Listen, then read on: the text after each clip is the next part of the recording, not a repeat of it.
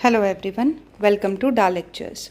In this video, we will be looking at counting sort, which is also known as sorting in linear time.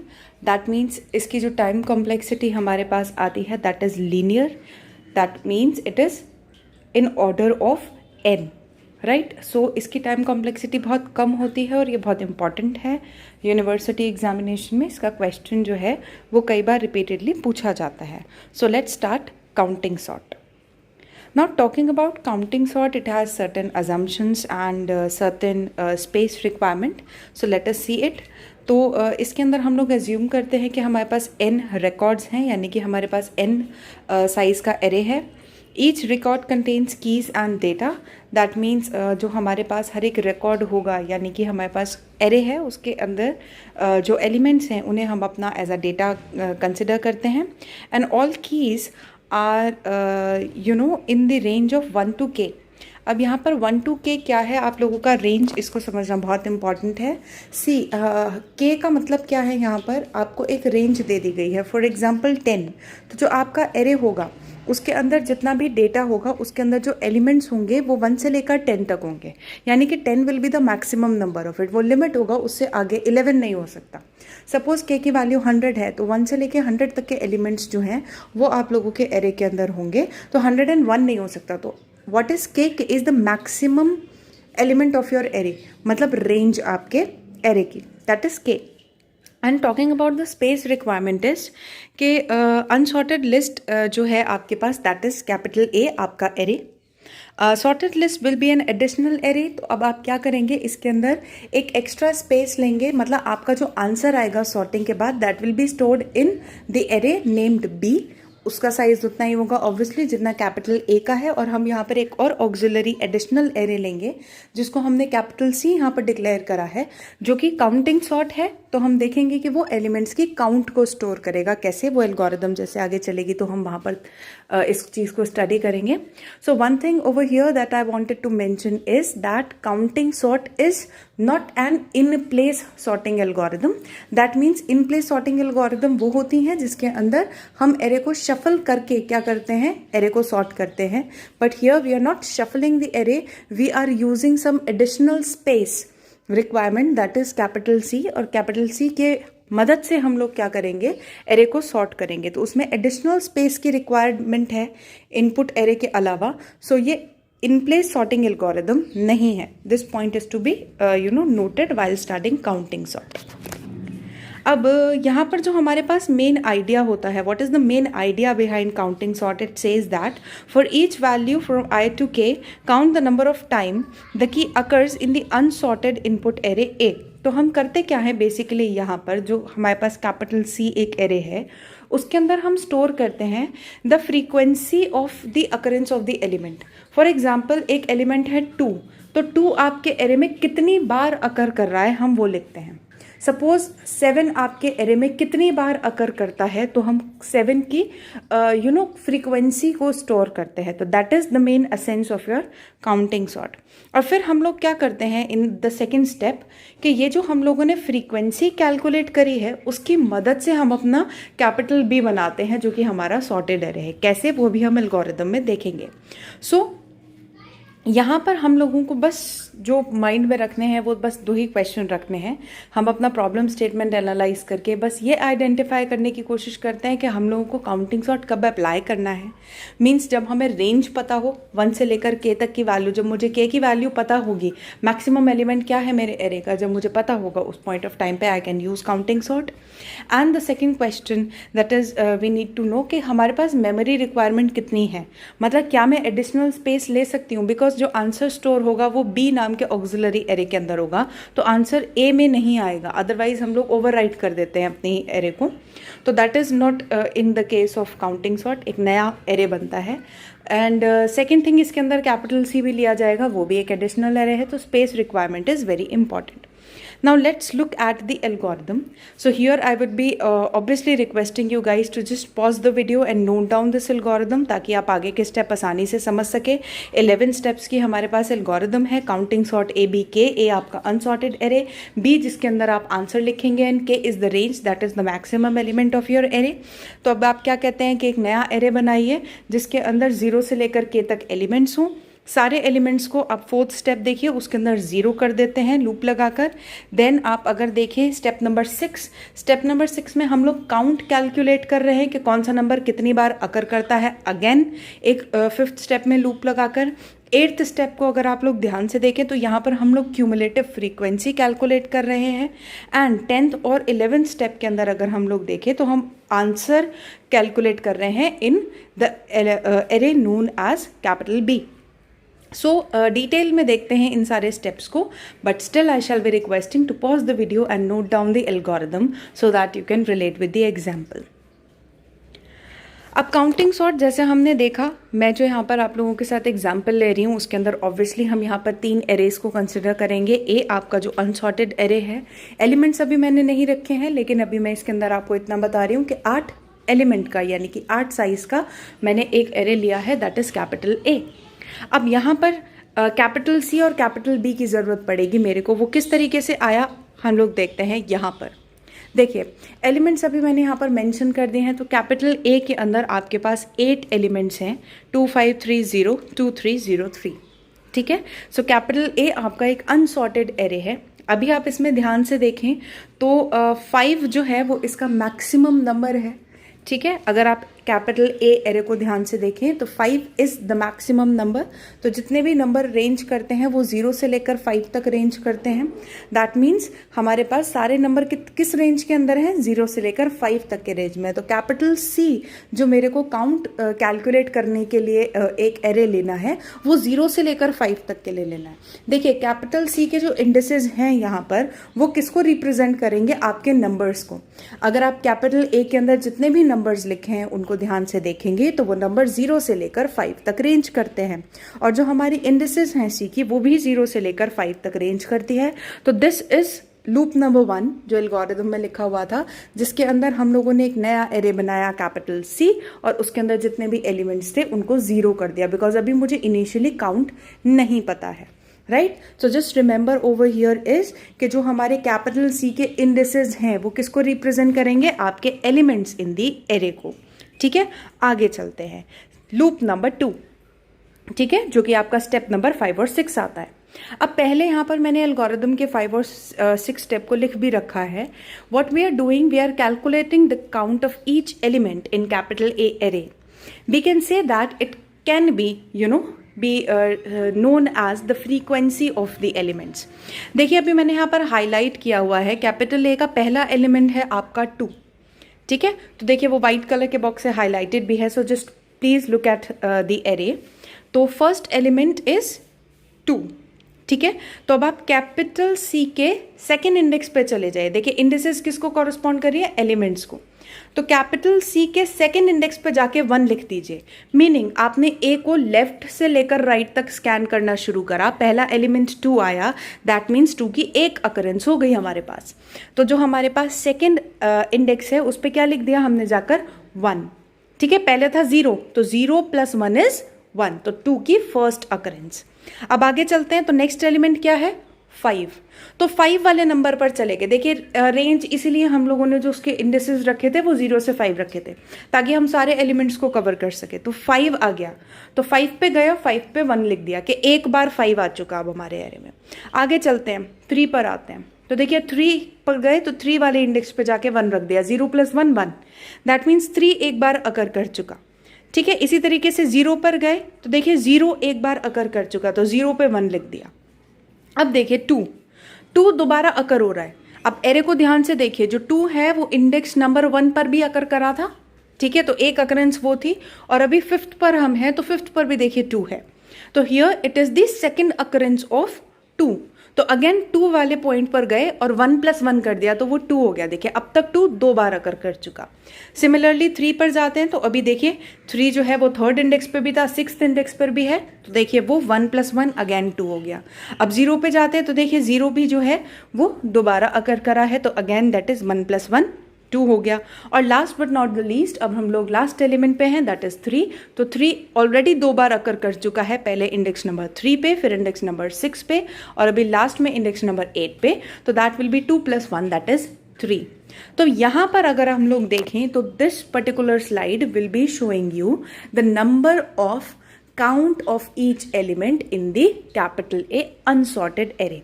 तो आपको क्या पता चल गया कौन सा एलिमेंट कितनी बार अकर करता है।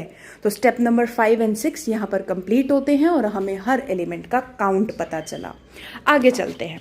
अब इस काउंट पता करने के बाद हमें क्या करना है, नेक्स्ट स्टेप पे we have to calculate the cumulative frequency. अब देखिए क्यूमुलेटिव फ्रीक्वेंसी का मतलब क्या है। मुझे ये तो पता चल गया कि कौन सा एलिमेंट कितनी बार अकर करता है, लेकिन मुझे कैपिटल बी जो कि मेरा आंसर एरे है उसमें किस एलिमेंट को कहाँ रखूँ, ठीक है, उस ब्लॉक का मेरे को नहीं नॉलेज गेन हुआ। तो मुझे सिर्फ इतना पता चला, I got the knowledge about capital A. तो फ्रीक्वेंसी काउंट किसके बारे में इंफॉर्मेशन निकाली हम लोगों ने, कैपिटल ए में, कि कौन सा एलिमेंट कितनी बार अकर करा। लेकिन मुझे आंसर किस में प्रेजेंट करना है, कैपिटल बी में। तो I do not know where I should keep this element in capital B, ताकि कैपिटल बी जो हो वो एक सॉर्टेड एरे हो। तो मुझे इंफॉर्मेशन अब चाहिए कि कौन से एलिमेंट को कहाँ प्लेस किया जाए। For that what we are doing is our step number 7 and 8।